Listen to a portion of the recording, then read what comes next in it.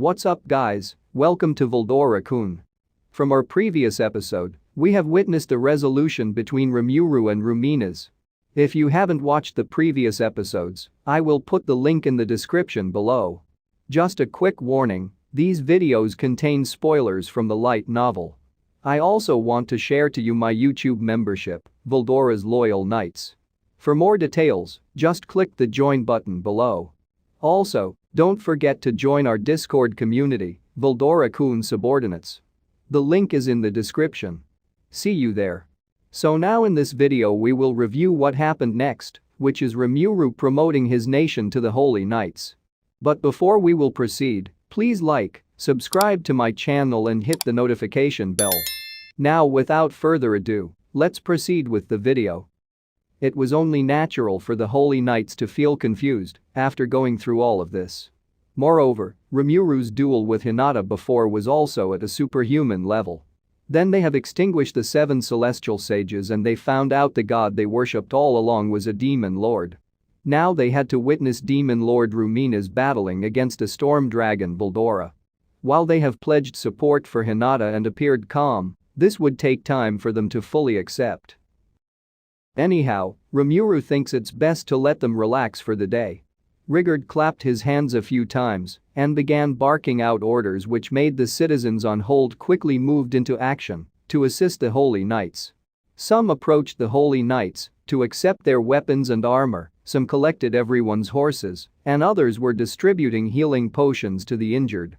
The Holy Knights' words about trusting Hinata were no lie.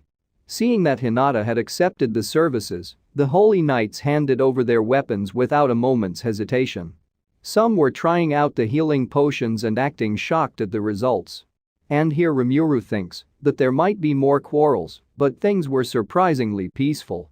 Rimuru asked them, "Now, it will be some time before the meal is ready, how about we have everyone clean off the dust from traveling by visiting the bathhouse first?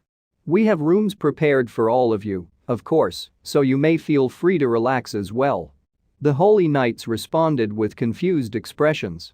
Rimuru knew the people of Ingrasia were in the habit of bathing regularly. There were also bathhouses in the inns where Hinata's party lodged.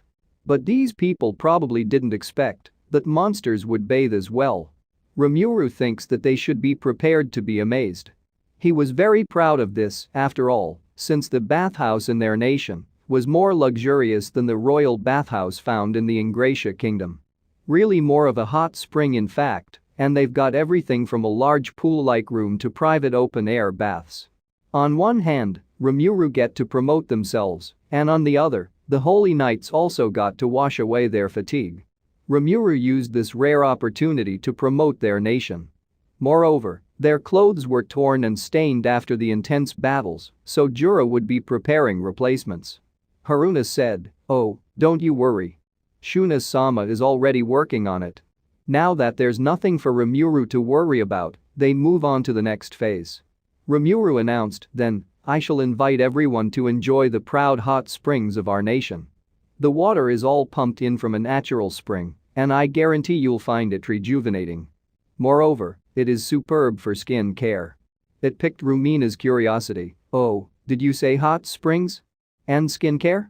Fascinating. I imagine you have saved your finest private bath chamber for me, yes?" Rimuru then understands what Ruminas meant. The kingdom of Dworgen, which possessed advanced technology, mainly used individual saunas. Rimuru almost forgot the fact that in Jura Tempest, every household had an individual bathing pool. Ruminas probably thought of them as some sort of private royal bath, which they happened to lack.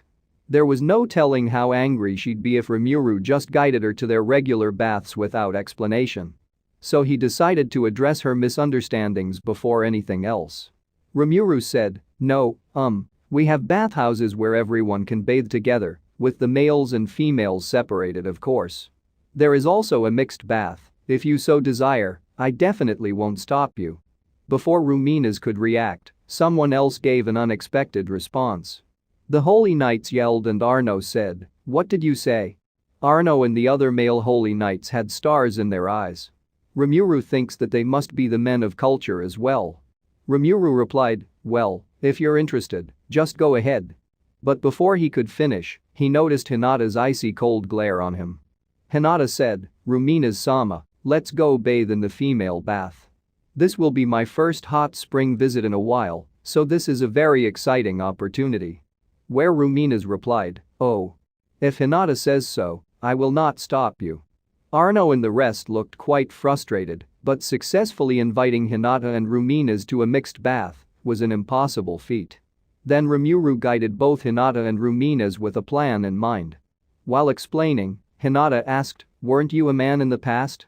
Why do you look so justified trying to bathe with us?" Rimuru got speechless when he got exposed, and Shion backed him up, "It won't matter.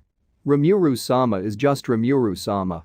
Rimuru decided to give up on his fantasies about Hinata, so he decided to join the males. The hot spring they built together was quite popular amongst Benimaru and the rest, and Rimuru thinks it would be quite nice to bathe with everyone every now and then. Veldora said, "Gahahaha." Then Rimuru, "How about you rub my back for me?" And Rimuru responds, "Why do I have to do it?" Rimuru had no interest in dealing with Veldora, so he pretended to ignore him and moved out while leading everyone else. The majority of holy knights were male, to the point of nearing almost 100 men. But that would be no problem for Rimuru's main bathhouse facility. Rimuru ran into Shuna midway through the journey. Shuna said, "The clothes for changing are all prepared. By the way, Rimuru-sama, why are you walking with the male guests?" And Rimuru answers, "Oh, I just thought I'd join them in the baths." Shuna cracked up a cute smile but looks mad. Shuna turned to Benimaru, and Sowei then asked, "What is going on here?" When the two was silent, Shuna added, "Rimuru-sama still has things to attend to, so I'm afraid he cannot join you. In addition, Benimaru and Sowei, I have something to discuss with you too." Benimaru and Sowei fell into silence under Shuna's pressure. Although they didn't know the specific reason, they must have felt it wise to avoid triggering her rage any longer. As for Rimuru, he was dragged to bathe in their own private bathhouse. After a quick bath, Rimuru went to check on the feast preparations. The venue was the banquet hall. The meals happened to be served on the dining table and were all topped with delicate bowls only found in classy restaurants. Rimuru recalls the time he was still eating grass compared to his surprisingly comfortable life today. He saw that it was indeed true that people would work hard in order to better their life. The main dish on tonight's menu was tempura. Not only was it taste exceptional, but it was also visually appealing.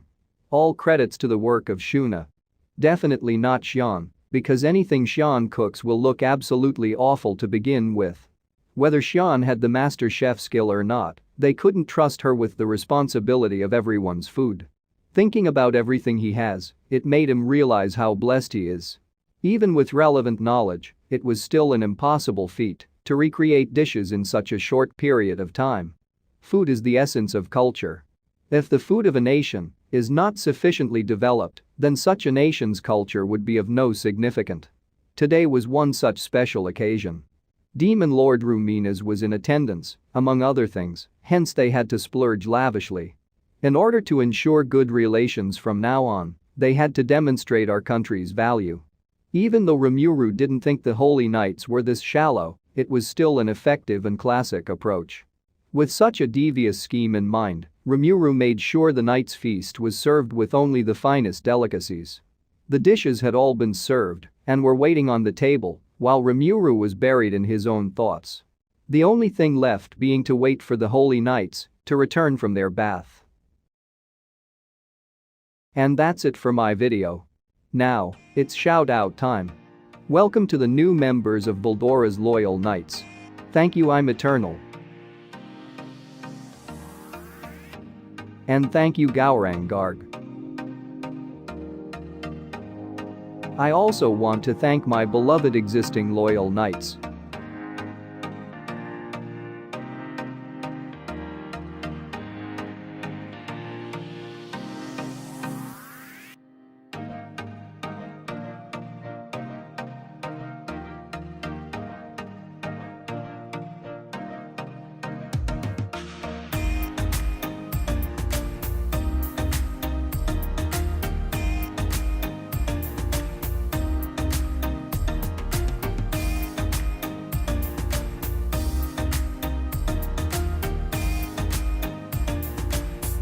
Next, I want to give a shout out to my Discord boosters. Thanks to the following for boosting the server.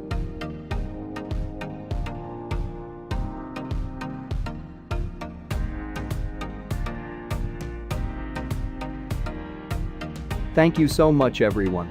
See you on my next upload.